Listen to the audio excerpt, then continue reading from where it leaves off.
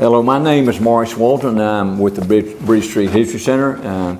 Today is January 8th, 2026. We're here in the studios today of Mike Tabor. We're continuing our oral history interviews. Mike, thank you for having us in here. Before we really start, Mike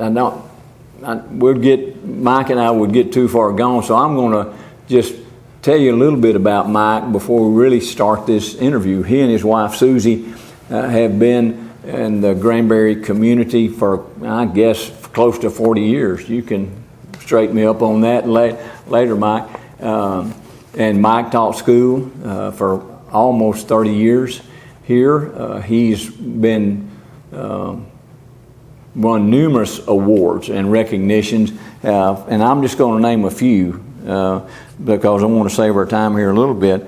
He received the Howard Clemens Distinguished Service Award from Granbury Chamber of Commerce. He's been honored as Distinguished Alumni of Tarleton State University. He's received the Texas A&M Chancellor Century Award. He received the People's Choice Award from the Bosque Conservatory Art Show. He's been recognized by the Texas Senate and the U.S. House of Representatives, and he's also been profiled in various publications probably about 30 times. Is that all right, Mike? Am I close? I don't know. I'm pretty old. It could be. Yeah, I hear you. We're going to I've looked at it, and I don't think we really have time to just tell you where all Mike's art is on display, so we're just going to start the interview. Is that okay, Mike? It's good with me. What I really want to do today, Mike, is just start off with some background stuff on you. We talked about it earlier before we started, and so if you would, I want to know where you were born. I want to know something about your parents. And just how you got started down this road that you're on. Well, I was born in Fort Worth, Texas in 1956. I was raised in Richland Hills. My mom and dad stayed together till my dad passed away. He was in the ranching and construction business, and that kind of laid the groundwork for what I would do. I'd always said that because of him I wouldn't go into ranching, but I sure enough did. Yeah. And that's kind of what got me to Granbury. Okay. Well, let me ask you this: when you say that, and maybe you're not saying this, but as a young man, that you were involved in ranch work. So what did that mean for a kid? I came, and I always tell this, and I always tell my children this, that I came from a working background. My dad lost his dad at a young age, so he didn't have the luxury of having a father. He always said the U.S. Army raised him. So he really, I don't think, knew what to do with me except put me to work. So quick as I was big enough, I went to work. But he ran heavy equipment during the week, and we always had some property. We always had lease places. We always had cattle, and when from the time I was big enough to go with him, I went with him and kind of learned the ranching from a young age. From the ground up there. Yeah, sitting in the back of the truck shooting prairie dogs. Is where I learned how to shoot. There you go. Shoot a gun. Yeah. We used to do it with armadillos. But, yeah. And I'm sure you had your share of that too. So tell me now, were your grandparents involved in ranching as well? I mean, my grandfather on my mother's side ran cattle in West Texas. Yes, sir. Okay. He was also in the oil field business. Okay. So I'm kind of curious. So when did you start as a young man? When did you start drawing? When did art become something that was of an interest to you? At what stage were you at? I've been asked this question a whole lot, and what I can remember is we didn't have TV for a long time, and I don't know if you're old enough to remember that, but we didn't have TV for a long time. And then we finally did. And I can remember on Sunday mornings, they always repeated the Notre Dame game. They always showed it again on Sunday morning, whatever happened. And my dad would watch it on Sunday mornings, and my dad he was a voracious reader. He read all the time. He was the only one in his family to ever graduate from high school. So is that right? Out of 7 brothers and sisters. He didn't go to college, but he like I say, he read, and he read that newspaper from front to back, every day. And on Sundays, I can remember watching that ball game and laying on the floor, and he would hand me the cartoons, and I was not a good reader, so I would draw, and that's literally how I got started drawing, was reproducing those cartoons on the floor. Do you have cold hardwood floor? Yeah, I remember. I mean, television wasn't always around at our house either. But that's interesting. That's really so. That's your earliest memories of drawing. So, did you develop that in high school, grade school? I just kept. I liked it, and I always drew. And then when I got, in school, when you got old enough to do projects, they always wanted the drawing to go with it. Well, not being a good student, I would swap a drawing for, I'll do y'all's drawing and you write my report. And it's not a good thing. Yeah. It's not a good way to be, but that's the way it was. That's how I got through school. Yeah, it worked. So by the time you graduated high school, then, were you progressing along your drawing still? Were you thinking about pursuing that? No.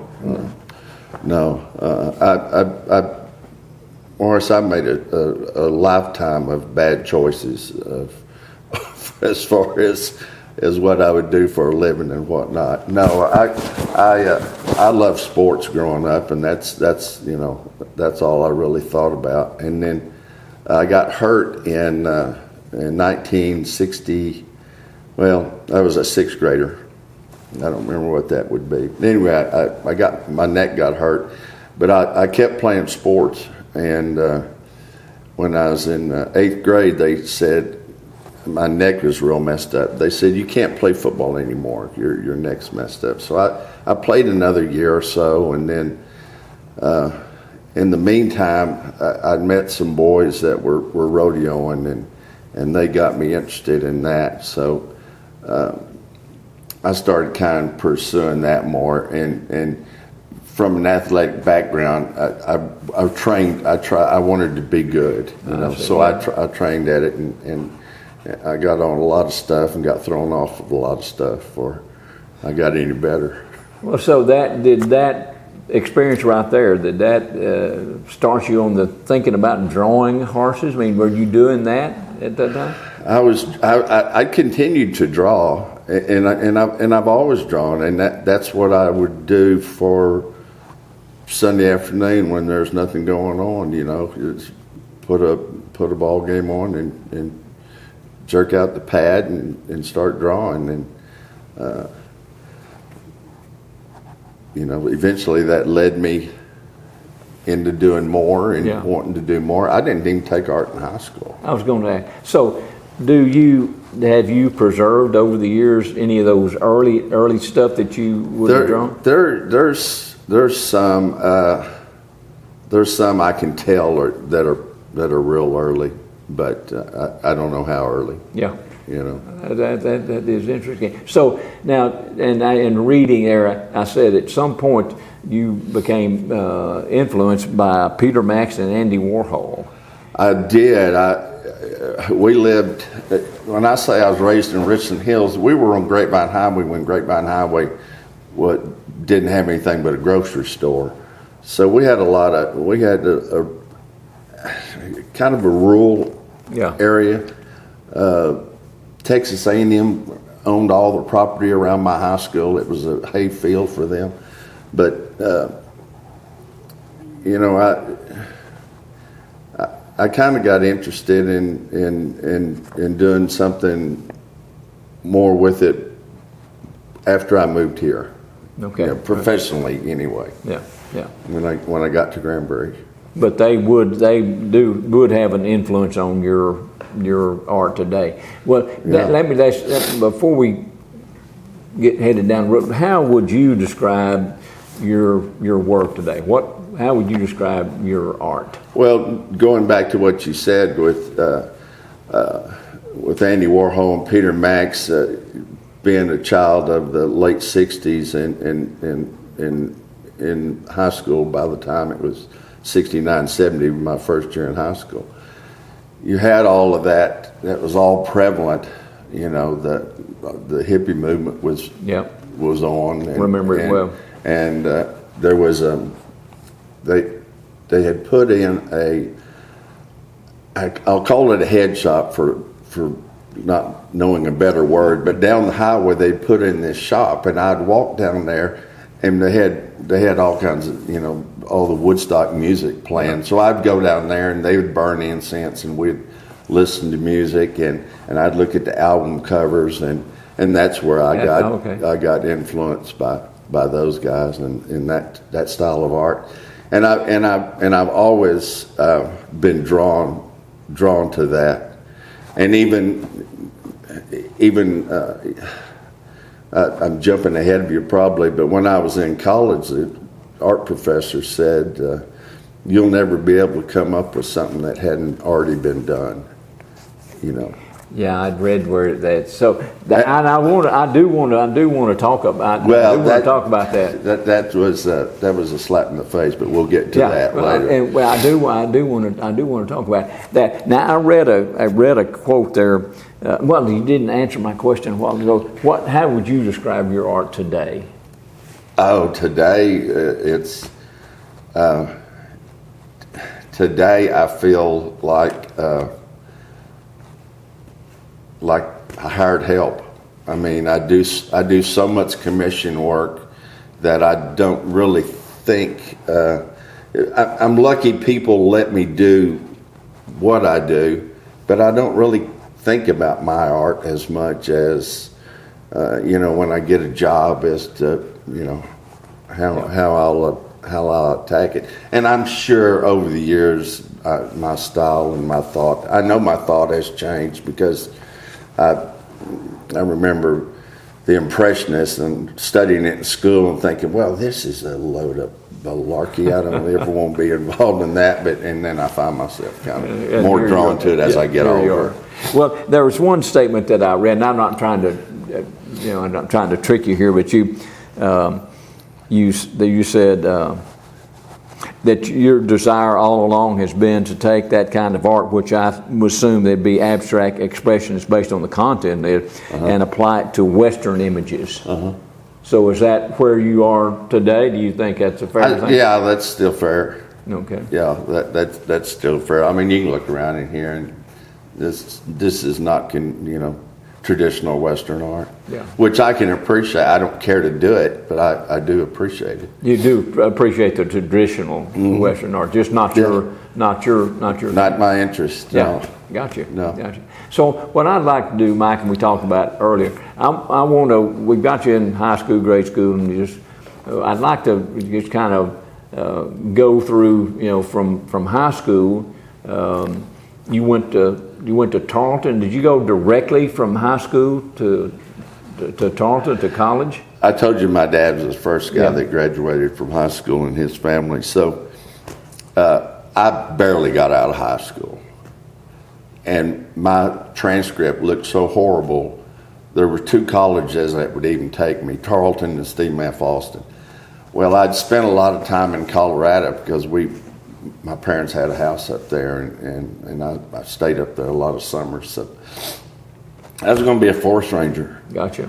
And I was going to go to Stephen F. Austin and be a forest ranger.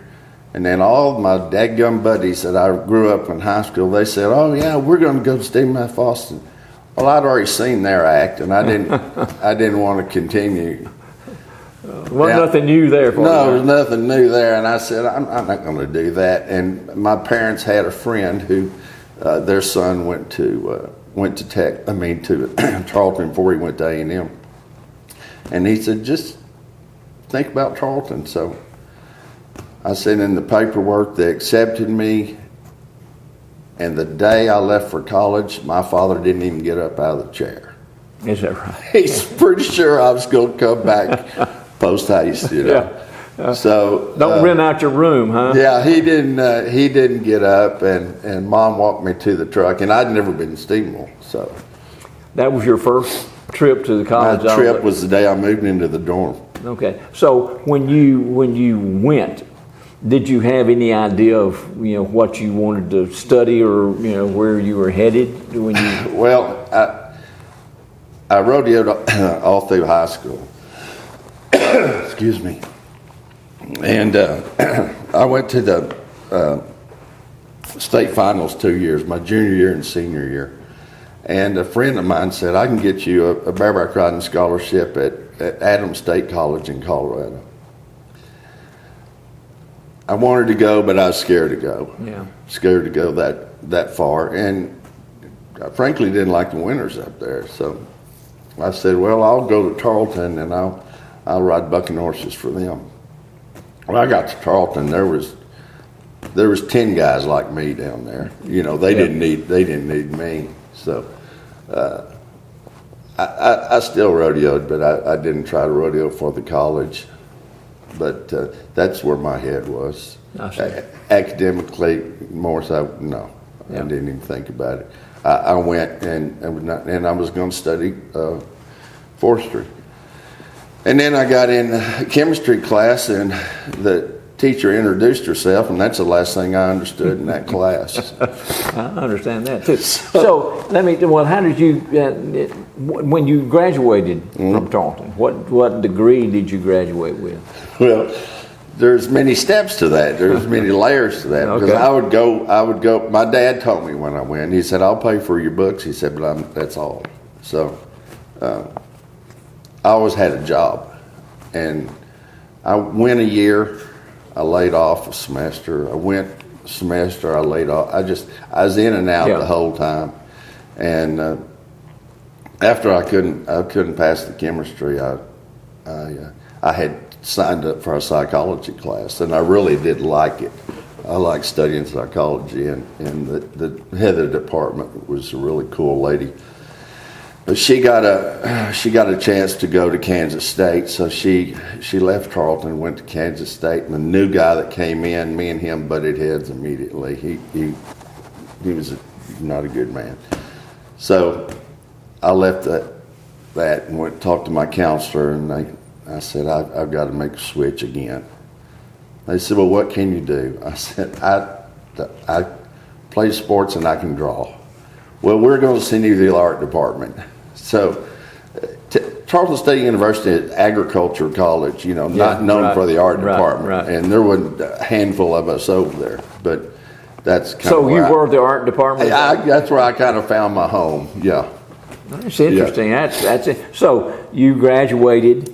I graduated with fine arts. You could only get, I could only get a BA from Tarleton in art. So I got that, but I got a PE degree, a teaching degree. Yeah. Okay. I want to explore that too. So when you graduated from Tarleton, did you go directly into ranching? I mean, what I've read that you went into ranching, and then I don't know really what that means. I want to explore that. But did you go directly when you graduated? When I graduated, me and Susie had been going together for quite a few years, and we wanted to get married. And she was still at TCU, so I got a teaching job in Fort Worth. And I taught 1 year at my old high school alma mater. They hired me to coach and teach art. And I did that for 1 year, and I thought the devil's head ran down on me. I thought that was the most terrible job in the world you could have, was teaching these kids. I'd taught at Tarleton as an undergraduate. I wondered about that. You had done some of that. Yeah, I taught over there, as an undergraduate, and I liked it. So, but to go down a level, it was terrible. And I came down here. I lived down here when I did my student teaching. I did my student teaching at Granbury. Okay, all right. There's another house down on the river, and I lived in that house and worked my rent off for Susie's grandparents. And they had a ranch manager and everything. He was getting up in the years. So after that first year at teaching, I came down here to see if they would lease this. Because me and my dad had gone in together, and we bought some cows and leased a place next to him up there in Decatur. And I was going to see if they would lease this place. And when I approached Susie's grandmother, she said, "I need to change ranch managers. Would you be interested?" And I said, yeah, sure.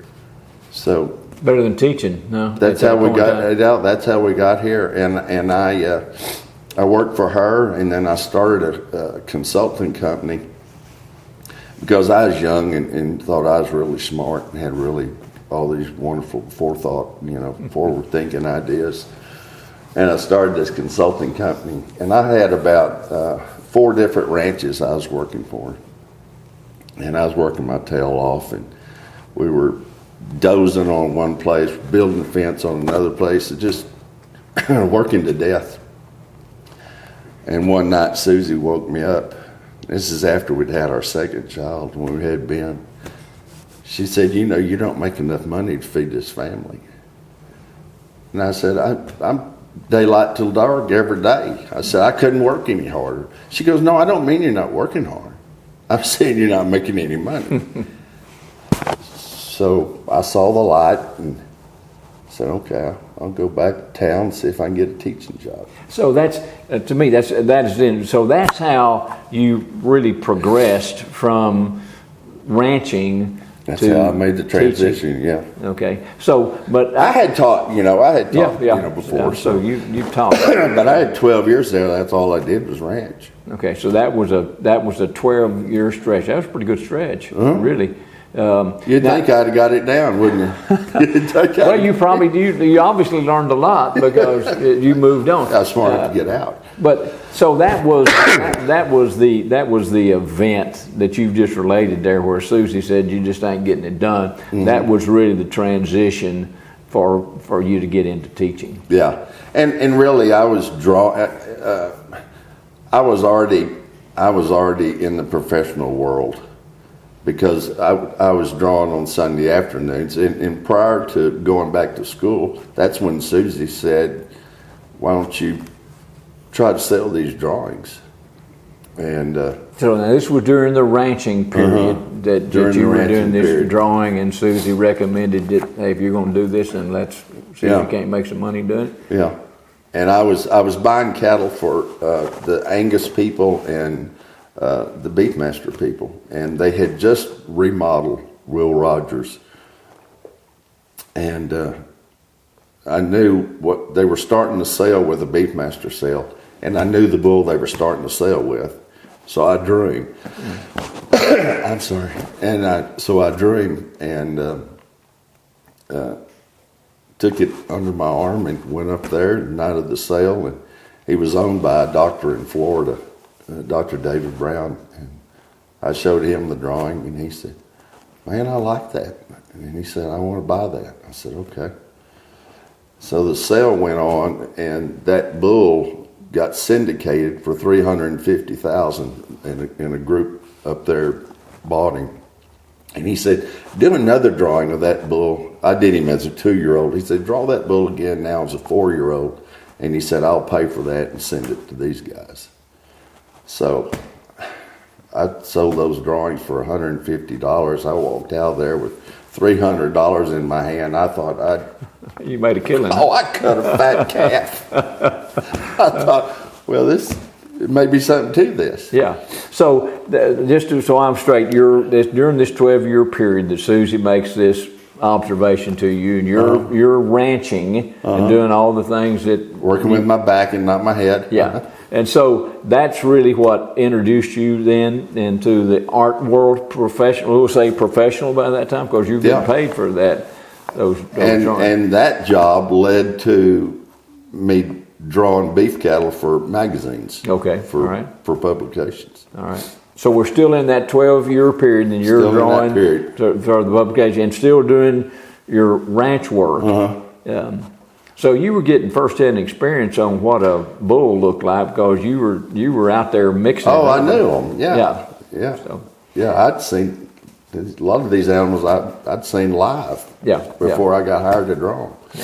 very interesting. So then then I would ask you this period of time when you were doing the ranching and working with cattle. I mean, was this an important part of your progression and art, was the experience you had with them? Mm-hmm. With that, what about just the work ethic that's involved in that? That sounded like you did a lot of stuff and would have been working pretty hard. I did. This was not a studio. This was a feed room, and the back half of this was a cattle office. So I was doing my drawings in here. Gotcha. In the cattle office when I had time, and I'd draw for a little bit, and then we'd go out and castrate 20 calves or whatever, So that was how I made that transition. Okay, so tell me about the transition to Granbury. Basically, Susie said you're going to have to do something because what you're doing right now ain't getting it done. So how did you wind up going to Granbury High School? I mean, what did you do? Well, I'd said, I'll go back to town and see if I can get a teaching job, and I went back and turned in all my paperwork to GISD, and they said, no, we don't think that you're cut out to do this kind of job. So Marcia Grissom makes a phone call to the superintendent. She gives me another interview, and so I took all my drawings up there, and that's really how I got hired, because she said, what were you doing in college? Because you obviously weren't going to school. I said, well, I was what you call transient. I was in and out and not good at it when I was there. But when they saw your drawings, that's exactly how I got hired. Okay. So when you started out, tell me what you doing as an art teacher in Granbury, Texas? They had an opening at the middle school, at Granbury Middle School, and I didn't even tell them I could coach because I didn't want to get back in that mess of what coaches go through. And so I got hired at the middle school, and I taught there for 6 years, and I thought it was just the worst job ever. And I was literally going up to the administration building to quit. And Kermit Olson from the high school was in the office, and he said, we need somebody at the high school if you want to come up there. I said, no, I don't think teaching's for me. And he said, the kids are a lot different. And he talked me into it. And so I interviewed. Marcia had gone up to the high school by then. I interviewed up there with her, and I said, I got spoiled because I taught in college first, and then I was going backwards. And I said, if I could take this high school job, I said, I want to start a pre-AP program. I want to start an AP program. I want college level. I want to try to get these kids college credit. I want to get them on the road. And she goes, if you write the lesson plan and let me look at it, she said, we can do it. So she let me teach. I started the AP program, AP Art at Granbury High School, and then she eventually let me have pre-AP, and that's how I got in upper level art in Granbury. So let me ask you, stepping back here, Marcia. How did you know Marcia? I don't really know how I remember. knew Marcia, but she. Because everybody knew Marcia. Yeah. Does know Marcia. Yeah. I don't know how we. I don't know how we connected, unless it was when I was interviewing for Granbury. That's probably where I met her. But she was instrumental in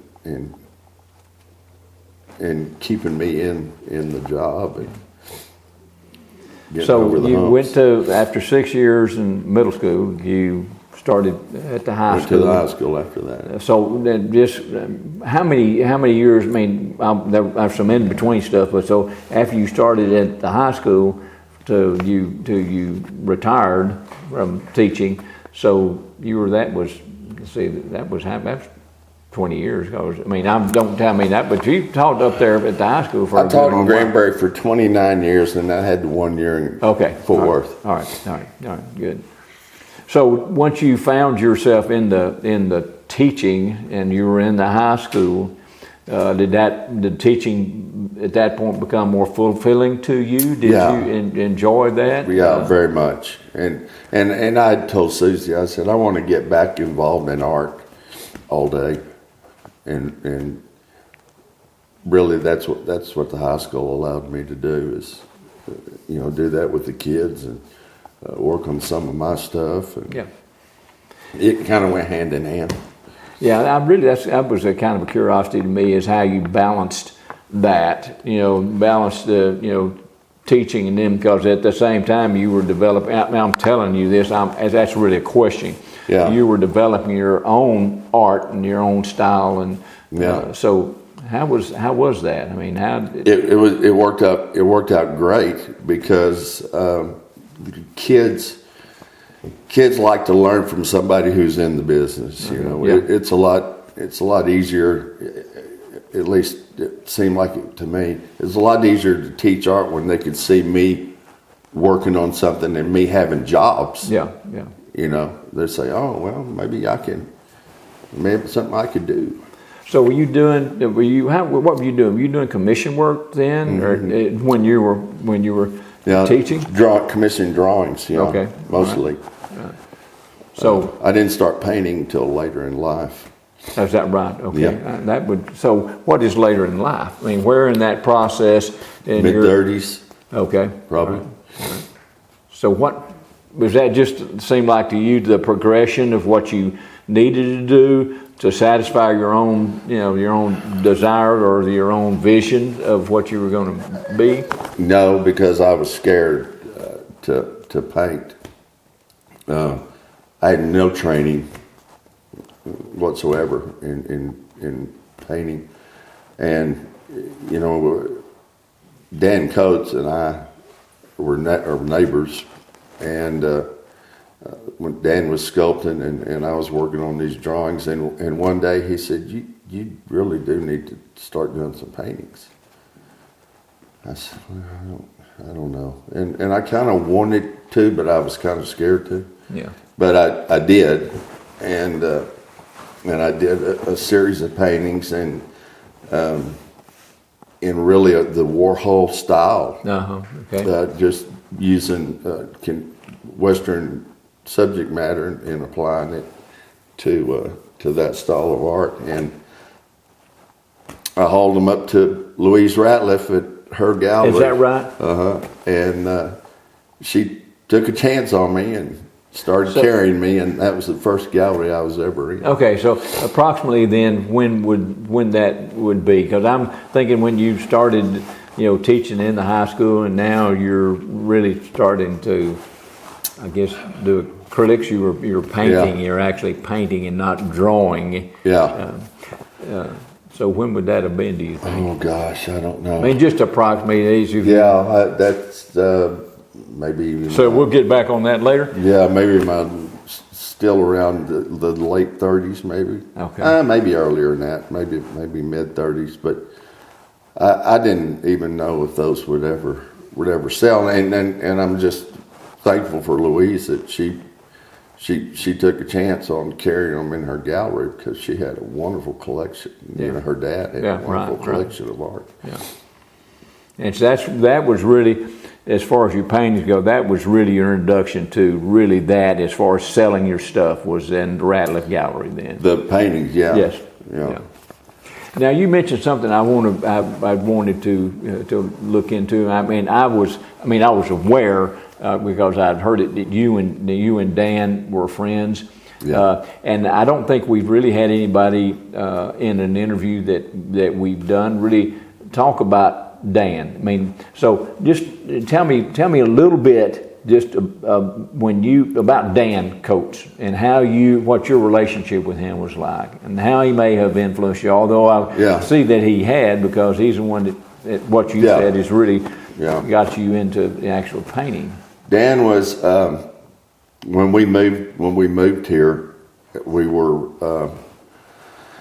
looking for a church, and Elizabeth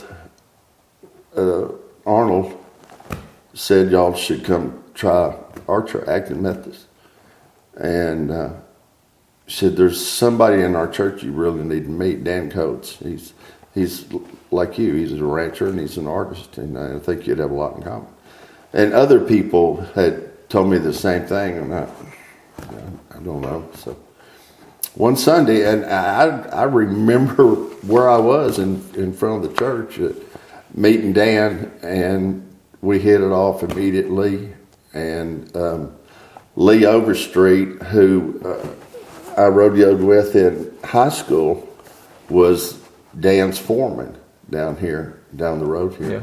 Yeah. So I'd go over there and visit and go over there and hang out. I'd go over and help them work cows, and Lee'd come help me work cows, and we just become instant friends. And my dad had died right around that time, and I think for me, Dan stepped in. Yeah, kind of filled that void. Yeah, that gap. Yeah. But so he was an encouragement to you in your work. yeah. So how long? I know that I've been looking back. I know Dan passed away in 2005, I believe. And so, what period of time there would you be thinking that you and Dan developed your friendship? Oh gosh, mid-90s. Okay. Maybe. Right. Early 90s. So Dan was doing the. I guess it was earlier than that, Morris, because he wasn't keen on me teaching school.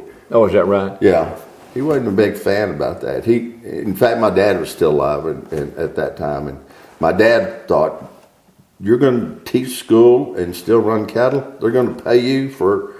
They're going to pay you for 12 months. You're going to work 9. That's the best I've ever heard of in my whole life. And Dan was like, "No, you need to be a cowboy and you need to be an artist. You don't need to teach school." But my wife outranked him, so yeah. So, fortunately for you. Yeah, unfortunately for me. Yeah. So, but no, we were real close. So Dan passed away 2005, and I know at that time, just based on now, I don't know. You tell me, but things that I've looked at, that you stepped in then to complete some of the work that he was working on, some sculptures that he was working on. Is that correct? Yeah, Dan had started doing these little bronzes for John Hancock, which is the company he worked for, and they were giving them out as awards.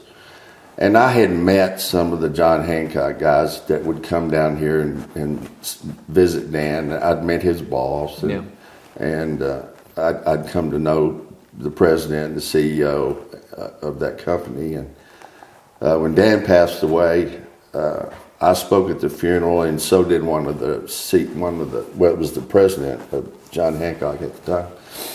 And they said, "Would you make sure the bronzes for this year get to Boston for our national sales meeting?" And I had already told Judy that I would do whatever we needed to do. Dan had so many things strung out. He had horses all the way to Washington State scattered all over the United States, just unclosed deals, you know. Yeah.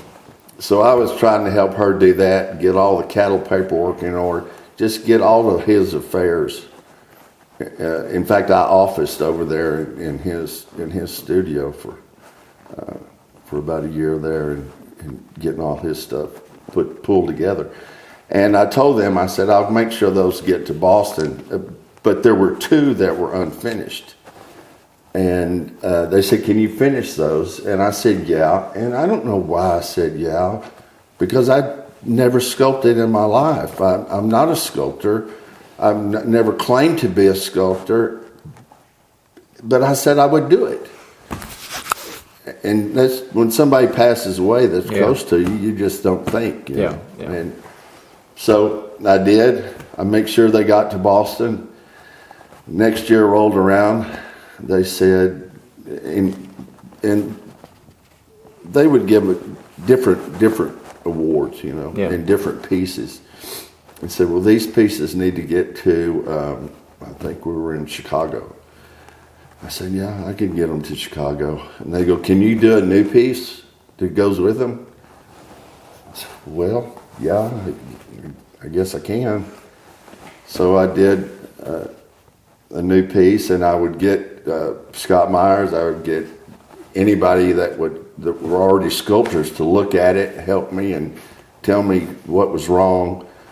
And so that went on for a couple of years, and finally I got enough confidence to say, I'll just go for it on my own. Yeah. And so at that point in time, then, when you jumped in there to finish Dan's work, that you had you not been sculpting up until that time? So that was you jumped off right in the middle then there. I did one piece a year for the students just to teach. Yeah. I was teaching the human head. I did one piece out of watercolor clay a year. That's the only experience I had with it at all. Yeah. Wow. So that was a pretty big leap then, wasn't it? Very big leap. Yeah. So now that's I'm kind of step back. I'm kind of lost. Not lost. I want to give credit now. First of all, I want to give credit to my wife for stepping in to do that, because just like when she told me to take the art to town, she said, "You can do that." Yeah. I didn't have that confidence. Well, yeah, she obviously had. I mean, that's an interesting. That's one of those times you just got to listen to them, because they know you better than you know yourself and stuff like that. So at this time, did you have time to continue to work on your art? I mean, just your painting. Were you doing that, or I was doing paintings. I was still occasionally getting drawing commissions. I was doing sculptures for John Hancock. I was teaching school. And I had let all my clients go, but I was still running this ranch. Okay. So at what point then in that Lucky process? I had a background in working. Yeah, that's when that to me in looking at everything that you've done, that obviously that background that you had in just physical work, staying at it. Yeah. Then it really dealt you and served you well. Then by the time you got to this point in your career. Yes, sir, it did. So when did you you decide, well, I'm going to have to, I can't do all this? I mean, what was it that made you reach that point? COVID. Pardon me? COVID. Is that right? Mm-hmm. Okay, now by that, did you? I had become the fine arts, the head of the fine arts department for Granbury High School. I was over the band and choir and everything with the fine arts, and my job was really good. I had only upper level classes. I had very few of the Art 1 classes. I had mostly the upper level kids. They built the new technology center out there, and man, I was as far away from the office as I could be. I was closer to the airport than I was to the office in the school. And they left me alone and let me do what I wanted to do. I had a really good job. Yeah, yeah. And I enjoyed it. You know. I was going to ask you that. Now, your students, did you develop, friendship, relationships with them as students? Do you think that you helped? And this is a loaded question because I know something I read you. If you like your students won 8 of 9 consecutive years at the Fort Worth Stock Show on the I forget what the name of the award was. You can tell me right now, but you obviously had developed quite a core there. Well, my kids always did well at the stock show, at the Fort Worth Stock Show. When I got to the high school, I made them enter it, and we won. I think we won that 23 years out of 26 years. Is that right? Yeah. Well, that means they had some pretty good instruction too. I don't think it was the instruction. I think it was that I had the Western background. Yeah. And I could help them find references. High school kids generally don't want to do Western art. Most of them don't want to do it. And I would always tell them, I said, I'm not asking you. I said, I'm only asking you to do one project that's Western, but I want you to do it the way you do it. Yeah. Don't change your style for doing it. All I did was manage them. I took the kids that could really draw, and we did pencils. I took the kids that could paint, and I helped them find references. Do this. This will make a good painting. The kids that could do 3D, same thing. Do that, yeah. But all I did was orchestrate it. They did all the work. So, was there anything during that teaching, your teaching career? How were you developing personally in your art? What was going on then? Were you progressing through to kind of where you are today? I mean, was that a progressive thing? No, not to where I'm at today, because there's been a whole lot of changes from when I left. Okay. Teaching in the high school to where I'm at today. So how would you describe that change? From where you were in high school to where you are today, just in the progression, to where you are today. What kind of? Well, I guess it was 2010, 2012, maybe. Anyway, we were at the John Hancock's National Sales Meeting was in Washington, D.C. And we were having breakfast. And the president of the company came by and he tapped me on the shoulder and he said, "Hey, I want to do a life-size sculpture of Rick and Dick Hoyt because it's the 100th time they ran the marathon, or the 50th time they ran the marathon, 100-year anniversary of John Hancock, and it was the anniversary of the Boston Marathon." He said, "I want to do that for next year."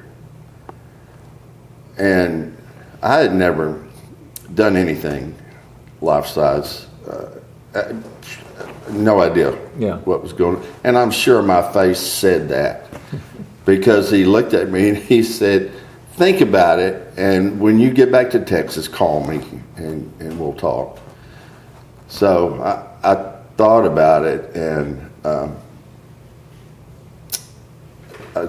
I knew a guy who could help me do it, and so I said, I can do it. I said, but we can't do the life size in a year. And I said, I'm not saying it because I can't do it. I'm just saying it can't get done. The foundry's going to want it for nearly a year. Yeah. So he said, well, what can we do? And I said, well, we can do a 1/3 life size and present it next year and tell them the big one's on the way, So we did the 1/3 life size ahead of schedule. and went to Boston for the Boston Marathon. Everything, it's a week-long celebration, and it starts on a Monday and ends on a Monday. They always run on a Monday. So during that week, they have all these parties and different things. So at the mayor's reception, we unveiled the 1/3 life size and said, this is what we're going to have for next year. And I was still teaching. I don't know how we did. I don't know how time-wise we got it done, but we did. We had all one summer. That helped. Yeah. But we got it done and unveiled it the next year at the Boston Marathon, and it was we unveiled it the day before the race. Okay. Or 2 days before the race. And I'll never forget, it started snowing. We were trying to lower that big rascal down and in the snow, and it was crazy. But anyway, we did, and we had to come back to go to school. We didn't the year before. We stayed and watched the race, and they put us up and took good care of us. But so was this your first major sculpting project? Was that that kind of what I had? Life size. Yeah. Okay. Yeah. Right. So that was it. So we did that. We finished that the next year. Took it up to Boston, unveiled it, came home because we had to teach school, and that was the bombing was the next day. Is that right? Wow. And the year before, me and Susie were standing where one of those bombs went off. Goodness. Right across the road from the finish line. And people were calling me. People from the company were calling me. Where are y'all? Yeah. Where are you? But that was wild. But that started a whole different. Okay, so that really started you on the kind of a different trajectory. Yeah. To where things really. I mean, I'm asking that is it. So that's really. Yeah. And really what. Dan had always wanted to do something life size, and I said, "This is so terrible that I've taken his spot and got to do a life size, because people don't just get to do life size bronzes. It's just not something that happens every day." And so I was, even though I was, splitting the honor with the guy who helped me, it was still really a really big feather in my hat. Yeah, I can't for getting it done. Yeah, I can't imagine that. So you retired now? No. Okay, all right. Still working. So that was like 16, 17, and then with COVID was 20. Okay, all right. 2021, I guess. That's really what that made you ultimately decide when you left teaching at that point? Was it time for you to quit, or you thought, or was it? No, I have health issues. I got diagnosed with leukemia in 2000 and 10 years ago. What was that be? 16. Yeah. I got diagnosed with leukemia about that time. So anyway, I was dealing with that too. And when COVID hit, it was during like our spring break, I think. Yeah. And they said, you're not going to go back to school. So we taught remotely. And the next year, Jeremy Glenn let me teach from here. Wow. And I taught right over there for a year. And it was just horrible because I need to be involved with those kids. I can't be involved with them. Yeah. Over the computer. They would turn their back on me, and a lot of those kids, you really got a lot of high school teaching is counseling. Yeah. Yeah. So that's probably something that I just guess you're probably pretty good at is. Well, doing that kind of. I had a lot of experience, I guess. You had personal experience. Yeah, I did. Yeah. I did. With my dad being such a hard case, I guess I was easy to talk to about stuff. So, Yeah, you do a lot of counseling. Yeah. Teaching high school, and I wasn't going to do any good teaching from here, so that's really why I quit. Yeah, I got you. So, and I was already past my years of service, so yeah, so it really worked well as it turned out. That just worked. I think God's plan was. There we go. We talked about that today. Yeah, that's the way it was for you, and that's the way it turned out. And that really, you look back, I mean, that was really a perfect timing, really, for just progression of your art. Because would I be correct to say that really starting with the sculpture you did of the Hoyts, that was your first, and then I'm really asking this from, then you retire, and that's really where your sculpting career really well, it turned off. it turned out that way. You don't know how this art world's going to work. It's so fickle.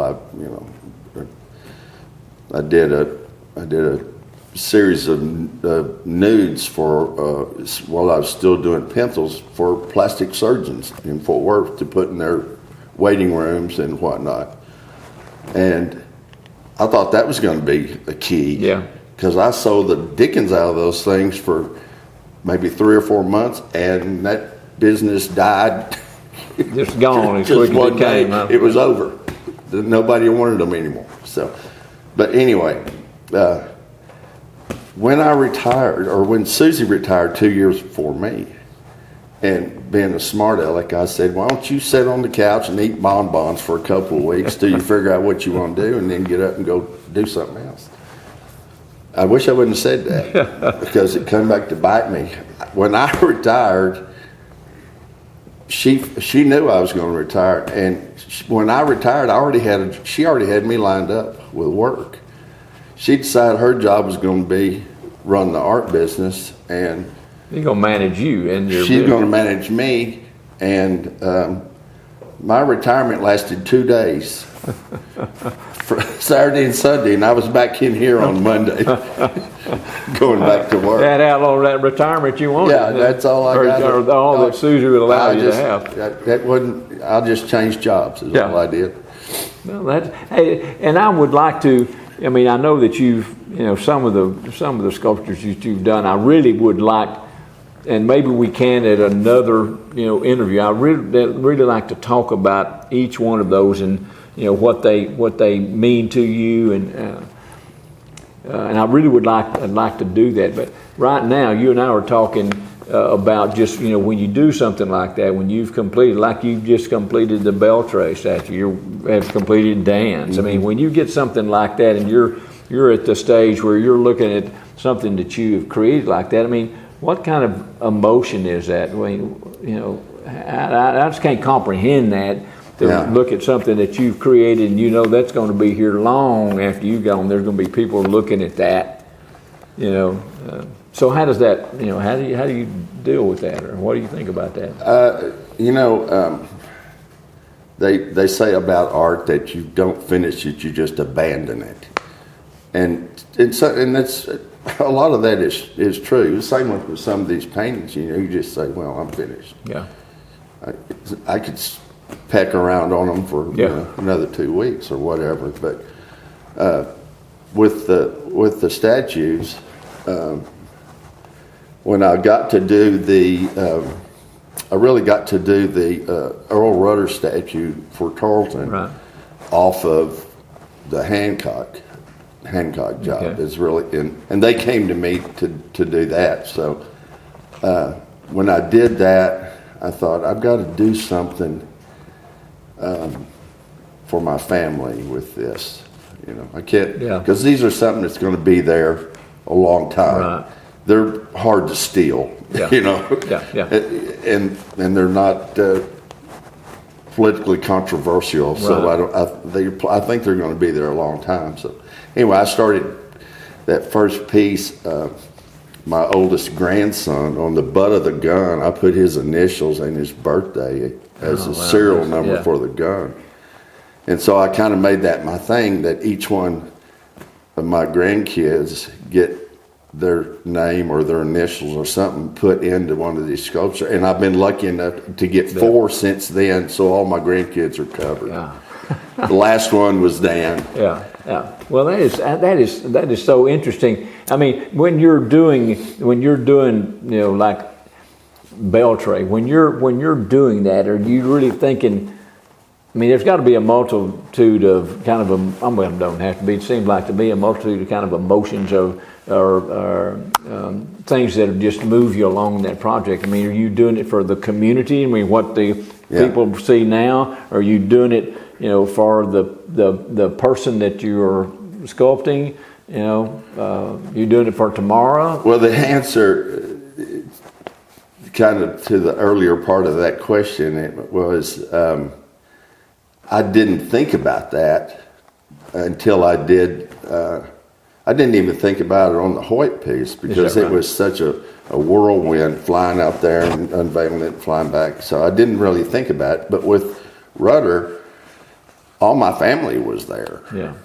And that was the first day when we unveiled it. That's the first day I thought, there's something in my something in my heart that was, this is going to be here a long time. This is cool. Well, and it is. I mean, do you have to, now, it seems to me, you have to realize, hey, one of my grandkids would be my age right now and looking at that and telling their kids. Yeah, that's what I want. I want them to say, oh, my grandpa did that. Yeah. Well, it's an opportunity, too, that, like you said, that's as permanent as we can get in this world today is a statue like that. Living a little legacy of Grandpa. Well, I would really like to, at some time, and I know you're a busy man, but I really would like to come back and talk to you about each one of those works. I'd be glad to. I would like to ask you, a couple of things, just kind of in closing up. What would, and this is, I don't know, I think it's a genuine question. For a young artist today, particularly somebody that's living out in the country, in a small town somewhere. I mean, what do you say to those people? I mean, you've come up that way, so. Man, that's tough because people, even when I was teaching, the kids would say, "What do I need to do to get to this point?" And you can tell them a few things, but some of this is just, I think it's in God's hands. I mean, if He wants you there, I think you get there. Right. There's a jillion guys that can do the work I can do, and I don't think it's because I've got a special gift, but I think my special gift is I'm a worker. Yeah. I always make deadlines. I try to be ahead of my deadlines. Which I guess you trace back to the work ethic that you've had all along. Yeah. So I would ask you, I'm going to add another question in here. So I guess we're just our conversation. You're saying that your gift is not yours; it's been given you. Would that be correct? Mm-hmm. Yeah. Well, I think that's just an observation. I think that's a sound way to look at that. You've been blessed with that gift, and obviously you've developed what's been given you. You hope that you get better. Yeah. Over time, you hope that you improve and your skill gets better. But the getting jobs is Susie. She does a good job of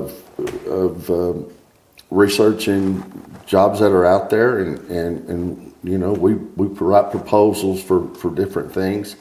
But we decided a few years ago that we would when I retired, we'd concentrate on public works and doing these bigger public works statues. And I did an abstract for the Wheels on Wheels Corporation for their new office, and there's a lot of artists that Morris that say, I only want to do X. I only want to do these realist Western, or whatever it is. I only want to do this. You can't make a living. All right. Okay. I don't think you can make a living. I couldn't make a living if I said that's all I'm going to do. So I've prided myself in being able to take those commission jobs and be successful with them. And I've done enough now that people really leave me alone. Yeah. They don't try to micromanage me, and they say, we want you to do this, and what'll it cost us, and when can you get finished? Well, I really would like to explore that whole aspect of your work with you at another time. But I want to ask you a question been on my mind since I started reading and just kind of going through things. In Granbury, Texas. Now, what do you want the people of this community to remember Mike Tabor? How do you want them to remember Mike Tabor? As a nice guy. Okay, that's a genuine deal. He was a good, fair man. Fair enough. That's kind of all we can hope for. Very good. Hey, Mike, I appreciate you. Yeah, I appreciate you meeting with me today in this interview. It's been very interesting to me, and I hope that we can continue. And I would like to tell you if we do this again, because we haven't even talked about your family. Because I've been kind of in my mind reserving that if we're going to be able to talk again, then I want to know something about your family too. Heck yeah. All right. Thank you very much. Appreciate it. Thank you. Thank you. We appreciate you having me.